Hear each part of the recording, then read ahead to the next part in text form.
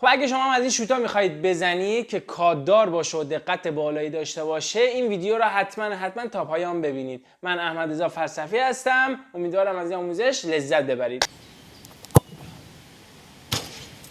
خب دوستان، من 4 تا قلق رو میخوام به شما توضیح بدم که رابطه داره با زدن هدف. خب اولین قلقی که من باید به شما بگم اینه که با کجای پا ما ضربه میزنیم. با اینجا باید ضربه بزنیم یا با اینجا باید ضربه بزنیم. چون ما میخوام امروز کاددار رو توضیح بدیم، شوت کاددار و دقت بالا رو، پس معمولا ما با اینجا کار میکنیم، دیگه با روی پا فعلا کار نمیکنیم. پس یا باید بدونیم اینجا باید ضربه بزنیم یا اینجا ضربه بزنیم. و نکته دوم، به کجای توپ باید ضربه بزنیم. اینجا باید ضربه بزنیم، پایین باید ضربه بزنیم، بالا، بغل. و نکته سوم، قدرتی که به توپ ضربه میزنیم، یعنی محکم بزنیم، متوسط ضربه بزنیم، کم ضربه بزنیم، تا اونجایی که قدرت داریم ضربه بزنیم. و نکته چهارم، زاویه‌ای که پشت توپ وامیستیم. پس این 4 تا رو ما موقع ضربه زدن باید رعایت بکنیم. پس اینها هم با تمرین کردن، قلق در آوردن به دست خواهد آمد. یعنی فقط این تئوری نیست، حتما باید اینایی که گوش میکنید حتما برید تمرین کنید و قلق استایل خودتون رو نسبت به این 4 گزینه در بیارید.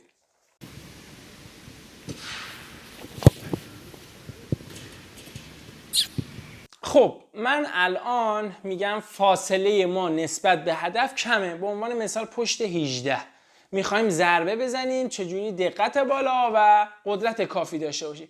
وقتی فاصله کم باشه، خب این رابطه ها تغییر میکنه. به عنوان مثال اگر فاصله نزدیک باشه، من معمولا با اینجا ضربه میزنم، با اینجای پا نزدیک به مچ پا. اینجا دقت رو میبره بالا. شما هر چقدر برید به سمت بیرون، دقت شما پایین میاد. باز میگم همه اینا نسبت به تمریناتی که شما انجام میدید. ممکنه شما اونقدر تمرینات رو انجام بدید که حالا بعداً میگم حتی با اینجا دقت رو خوب بزنید یا حتی با روی پا دقت رو خوب بزنید.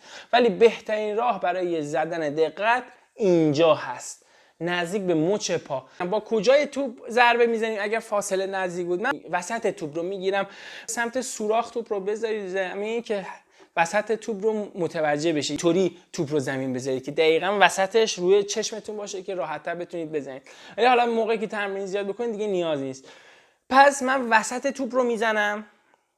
اگر بخوام ارتفاعش یه مقدار بدم بالا، 1 مقدار پایین میدم، زیاد پایین نمیدم. مرحله سوم قدرتیه که من به توپ میدم. به عنوان مثلا اگه قدرت با اینجا که من ضربه میزنم، گفتم با اینجا شما ضربه میزنید، معمولا قدرت پاتون کمتر میشه. اگر میخواهید قدرت زیادی بزنید، همون وسط کفاف میده، توپ یک ارتفاع مناسب رو خواهد گرفت. اگر میخواهید قدرت کمتر بزنید و بیشتر روی دقت فوکوس بکنید، 1 مقدار پایینتر. پس میگم اینا همه یک رابطه داره که باید حواستون باشه. و نسبت به زاویه‌ای که پشت توپ وامیستید، اگر هدف نزدیکه، من زیاد زاویه نمیگیرم. هر چقدر شما بیشتر زاویه بگیرید، دقتتون میاد پایین نسبت به نرمال. من میگم برای کسانی که زیاد تمرین میکنن، حتی با زاویه زدن فرق میکنه. کسی که نرمال هست، هر چقدر شما زاویه بگیرید، دقتتون نسبت به پشت تو وایستی کمتر میشه. پس من موقع ضربه زدن، اگر هدف جلو باشه، من دقیقاً جلو وامیستم. یعنی یه ذره زاویه نمیگم. یه ذره من زاویه بگیرم، توپ من از کنترل خارج میشه. البته من الان با تمریناتی که انجام میدم، زاویه‌ام بگیرم، میدونم توپم کجا میره، چون خیلی تمرین کردم. اینو برای دوستانی میگم که میخوان شروع بکنن. پس من پشت توپ وامیستم و به توپ ضربه میزنم. وقتی هم به توپ ضربه میزنم، استایلم یه طوریه که وقتی به توپ ضربه میزنم، همراهش تا یک مسیر رو میرم که مطمئن بشم دقیقاً همون مسیر مستقیمیه که میخوام برم. اگر به عنوان مثلا اینجا دروازه باشه، من دقیقاً به همین سمت وامیستم و پای من دقیقاً به سمت دروازه ضربه زده میشه. یک جامپ من معمولا دارم که پای چپم آزاد میشه که بتونم با پای راست یک مقدار از مسیر رو با توپ من ببرم. پس این ضربات مخصوص ضرباتیه که نزدیک به هدف هستید و خیلی دقت بالایی هم داره. نزدیک به هدف رو راحت‌تر میره با این روشی که من به شما گفتم. ولی حالا من یه سری تمرینات هم به شما میگم که شما سر هدف زدن مشکل برخورد نکنید و تمرین داشته باشید برای هدف زدن. یه تمریناتی هم حتما قبلش انجام بدید. برید 4 متر، 6 متر، 8 متر، 10 متر سعی کنید اون کنج دروازه رو با همین تکنیکی که من میگم به توپ ضربه بزنید. خب یکی از بهترین تمریناتی که شما میتونید برای دقت بالا استفاده بکنید، زدن هدف اول از فاصله نزدیک است. به عنوان مثال اگه ما 4 تا توپ داشته باشیم از فاصله 7 متری حدودا 4 تاش رو به عنوان مثال یک هدفی بین 2 تیر ما در نظر میگیریم، 4 تاش باید بین 2 تیر بره. با همون استایلی که گفتم با بغل پا نزدیک مچ پا دقیقاً به وسط توپ ضربه میزنیم. پس اولین فاصله که حدودا 7 متر است باید سعی کنیم از 4 تا توپ 4 تاش داخل هدف بره. تو این مرحله ارتفاع زیاد مهم نیست.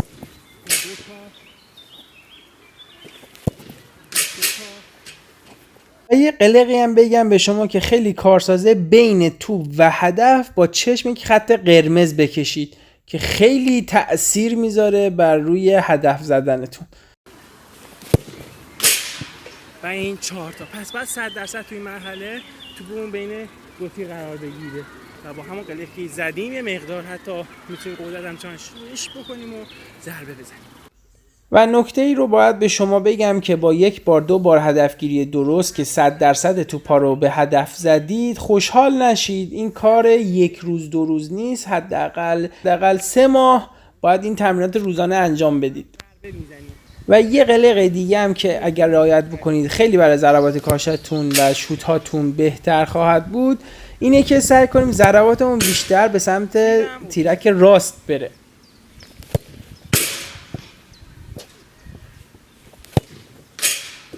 وقتی میخوای با دقت بزنی، من به شکل چارلی چاپلین ضربه میزنم. یعنی اگه من اینطوری وایسم پامو رو اینطوری میکنم و اینطوری ضربه میزنم.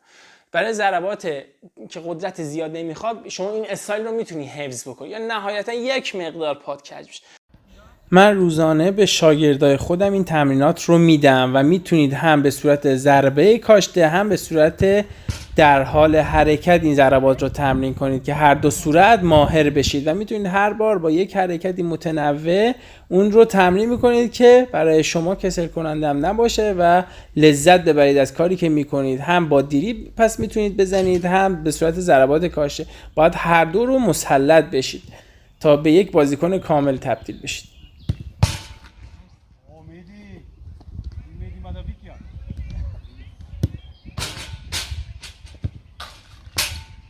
خب پس همونطوری که گفتم دوباره تاکید میکنم، برای ضربات با فاصله کم با بغل پا نزدیک مچ پا دقیقاً وسط توپ ضربه میزنیم و زاویه‌ای که به توپ میگیریم دقیقاً باید پشت توپ باشه. زیاد زاویه نگیریم که دقت کارمون میاد پایین اگر وارد نباشیم.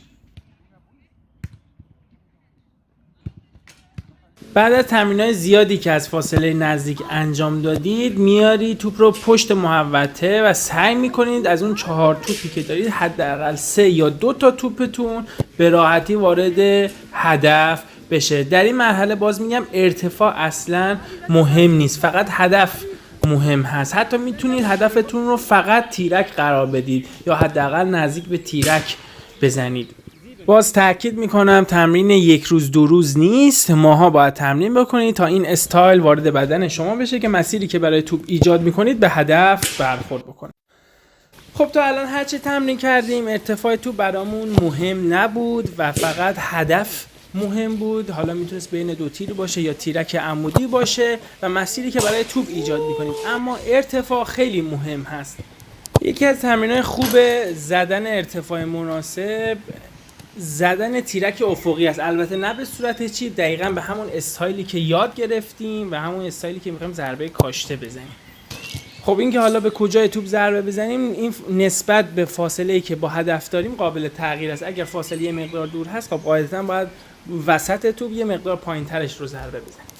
خب ارتفاع به چند چیز وابسته هست. یک اینکه چه قدرتی به توپ ضربه میزنیم، 2 اینکه به کجای توپ باید ضربه بزنیم، 3 اینکه فاصله ما تا دروازه چه مقدار هست که اینها رو بر روش کار بکنیم تا نزدیک به 100% بشیم.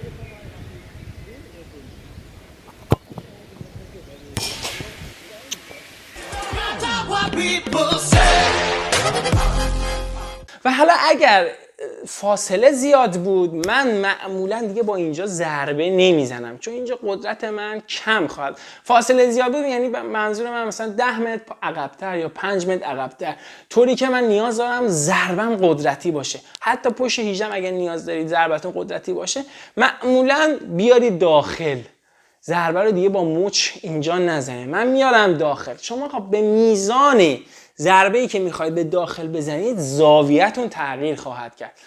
ولی وقتی میخواید محکم ضربه بزنید معمولا با اینجا ضربه میخوره و پا میچرخه. موقعی که ضربه میزنید پا میچرخه، وقتی پا بچرخه توپ کاد برمیداره. وقتی توپ کاد برداره، به عنوان مثلا اگه من هدف من اونجا، توپ دیگه مستقیم نخواهد رفت، توپ میچرخه. یعنی من اگه تیر 2 رو بگیرم قطعا تا تیر 2 صاف نخواهد رفت، توپ میچرخه و به وسط دروازه میرسه و گلر راحت میتونه بگیره. خب من روی تصویر دوباره توضیح میدم. من اگر بخوام این ضربه رو با هدفگیری تیر سمت راست بزنم، قاعدتاً چون فاصله زیاده و پام میچرخه توپ مسیر نارنجی رو میره. پس الان مشاهده کنیم من الان هدفم رو تیر 2 میگیرم. ببینید توپ من کجا میره.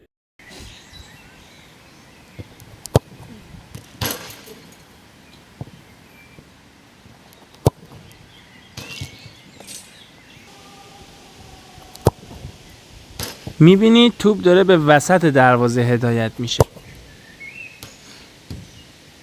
من اگه بخوام از اینجا بهتون نشون بدم، نگاه کنید الان اینجا اگر من از اینجا بخوام به توپ ضربه بزنم، یه مقدار چون فاصله زیاد هست، به عنوان مثلا به عنوان یک ضربه کاش اگه حساب بکنید، من باید الان اگه فاصله نزدیک بود اینجا باید وامیستادم، یعنی هدف من اینجاست. ولی الان چون یک مقدار فاصله زیاد هست، من به این سمت وامیستم، زاویه رو میبندم و هدف من اینجاست. یعنی من موقعی که ضربه میزنم اینجا رو فوکوس میکنم، چون پای من وقتی اینطوری ضربه میزنم یه مقدار کج میشه و این استایلش رو با تمرین به دست آوردم، چون میدونم یک مقدار کج میشه، چون میخوام محکم‌تر بزنم. وقتی شما کج کنی محکم‌تر میزنی، پس وقتی کج میکنم محکم‌تر میزنم. من به این نشونه میگیرم و میدونم توپم میچرخه. من معمولا اینجا نشونه میگیرم که نزدیک این تیر توپم بیاد. اگه اینجا نشونه بگیرم میدونم اینجا میاد. اینجا نشونه بگیرم خب قاعدتا اطمینان بیشتری از توپ توی گل بره، ولی خب گلر راحت‌تر میگیره. من معمولا 1 قدم 2 قدم اینجا میگیرم که اگر با تمرین زیاد به دست میاد که نشونه رفت داخل گل رفت، برای گلر خیلی سخته اتفاق میفته. و با کجا پا ضربه میزنم؟ اینجا بزنید هدف بیشتری دارید. با این نقطه من میزنم، اینجا که استخوان هست من با این نقطه ضربه میزنم. اگر فاصله نزدیک باشه، اگه یک مقدار دورتر باشه میخوام محکم‌تر بزنم، اینجا رو دخیل میکنم، ولی با همین استایل میرم، ولی چون نکنید پام چون جمع میشه یه مقدار، این باعث میشه توپ کات بگیره. برای همین گفتم من 2 قدم اونور تیر 2 میگیرم و همین حالت اگر بخوام اونجا ضربه بزنم. ولی اگر بخوام اینجا ضربه بزنم نشونه من تیر 2، تیر 2 رو میگیرم، توپ من میچرخه. یا اینجاها خودتون دستتون میاد تو تمرین، من اینجا نشونه بگیرم توپم میاد اینجاها، اگر اینجا نشونه بگیرم توپم میاد اینجا. این رو با ذهن من تمرین کردم و با تمرین زیاد دستتون میاد. حالا اگه بخوایم تیر سمت چپ رو بزنیم، معمولا نشونه رو یا وسط دروازه میگیریم یا سمت راست دروازه. این نسبت به فاصله ما تا دروازه هست.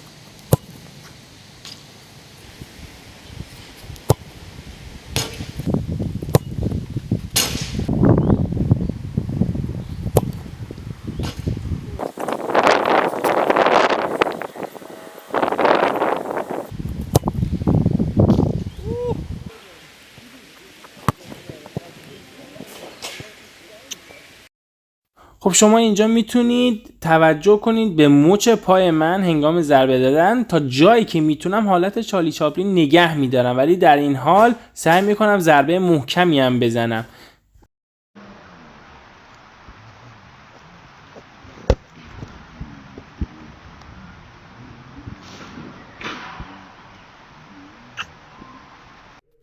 یکی از نکات کلیدی دیگه زدن این ضربات استایل ضربه زدن هست. شما باید تا آنجایی که میتونی پاتون به صورت چارلی چاپلینی و توپ رو همراهی کنه تا مسیری، و تا شما مطمئن بشی اون مسیر دلخواهت رو توپ خواهد گرفت. توجه داشته باشید که پای اصلیتون تا یک مسیری توپ رو همراهی بکنه و به همین دلیل پای تکیهگاه من یک مقدار پرش داره برای اینکه میخوام پای اصلی که به توپ ضربه میزنم همراه توپ یک مقدار بره تا اون مسیری که من مطمئن هستم به دست بیاد.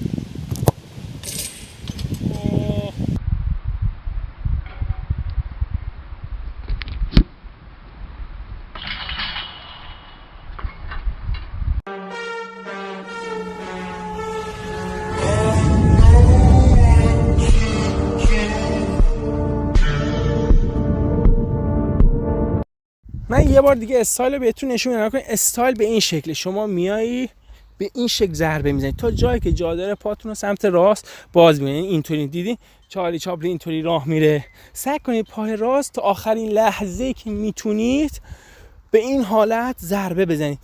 استایل تکیهگاه بدنتون مهمه. تکیهگاه بدن نباید به سمت باز باشه. این ضربه معمولا به سمت هوا میره. اگر میخواید مستقیم به سمت هدف بره، حالا نسبت به اون قلقایی که گفتم چون معمولا کات برمیداره اگه یه مقدار فاصله زیاد باشه، به همون استایل بدن با پا میاد. یعنی من هیچ وقت باز نمیکنم، کاملا با پا میاد اینطوری ضربه میزنم و سعی میکنم چون وقتی شما با بغل پا ضربه میزنی یه مقدار زور پاتون میاد پایین. مخصوصا من اینجا این ناحیه بیشتر استفاده میکنم. اگر روی پا باشی قدرت تو بالاست، پای چپ میتونه بهش کمک کنه. یعنی به این حالت میکنی، یعنی با توپ من یه مقدار میام و مسیر توپ رو با بخشی از مسیر توپ رو من با پا میبرم که مطمئن بشم همین هدفی که من گرفتم. و این نکته هم توجه نکنید که با همین چشمتون بین توپ و هدف خط بکشید. خب پس این استایل ضربه زدن هم بسیار تأثیر داره بر این که من توپ رو همراهی بکنم و اون هدفی رو که میخوام ضربه بزنم. تا جایی که میتونم پام رو به صورت چارلی چاپلینی در میارم تا هنگامی که به توپ ضربه میزنم سعی میکنم نسبت به فاصله‌ای که دارم به نقطه مناسب توپ ضربه بزنم. هدفگیری خودم رو انجام میدم نسبت به فاصله‌ای که دارم. یک مقدار سمت راست ترش رو در نظر میگیرم چون میدونم توپم خواهد چرخید و قدرت مناسبی رو به توپ وارد میکنم که گرفتنش سخت باشه. با یاد گرفتن این استایل نه تنها ضربات ایستگاهیتون پیشرفت میکنه، حتی سان کشیدنتون، پاس دادنتون، کورنر زدنتون، تگ به تگ و شوت‌های هوشمند به گوش‌های دروازه‌تون قوی خواهد شد.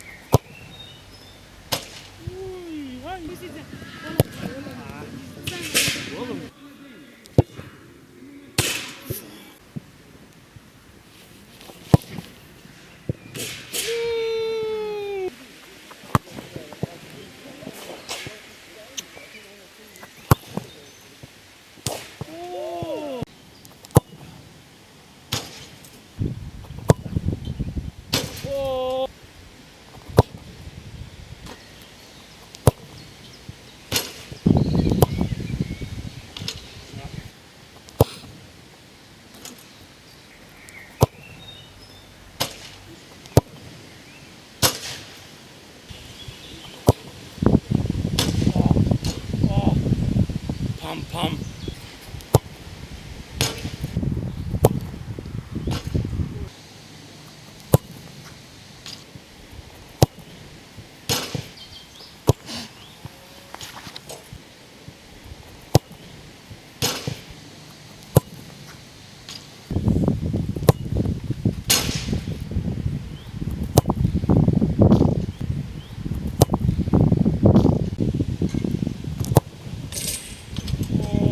داخل بیاد. در هر حال امیدوارم از این آموزش لذت برده باشید. حتما نظراتتون رو برای من بنویسید. این یکی از آموزشایی که من خیلی براش وقت گذاشتم چون خیلی درخواست دادم. اینم شیوه ضربه زدن من هست. چی میگم، باز با تمرین زیاد این به دست میاد. یه روز دو روز نیست. حتما این تمریناتی که گفتم حتما انجام بدید. به فاصله نزدیک، یه مقدار دورتر و یه مقدار دورتر خیلی نیاز هست این ضربات رو بزنید. قلقش روی پای شما میاد. حالا این نکاتی هم که گفتم قلق‌هایی هست که من تجربه کردم به شما انتقال دادم که شما دیگه زیاد قلق گیری نکنید و وقتتون تلف نشه و زودتر به مقصد برسید. به هر حال امیدوارم از آموزش لذت برده باشید. حتما برای دوستان فوتبالیتون ارسال بکنید اگر نیاز هست. تا ویدیو بعدی، خدا نگهدار.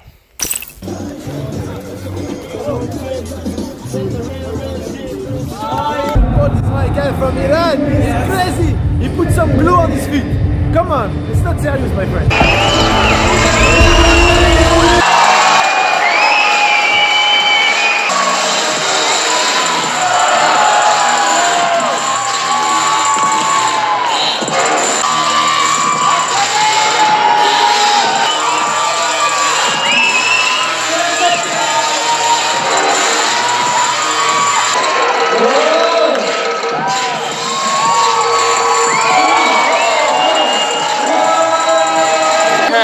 I'm super happy because I'm represent my country, Iran.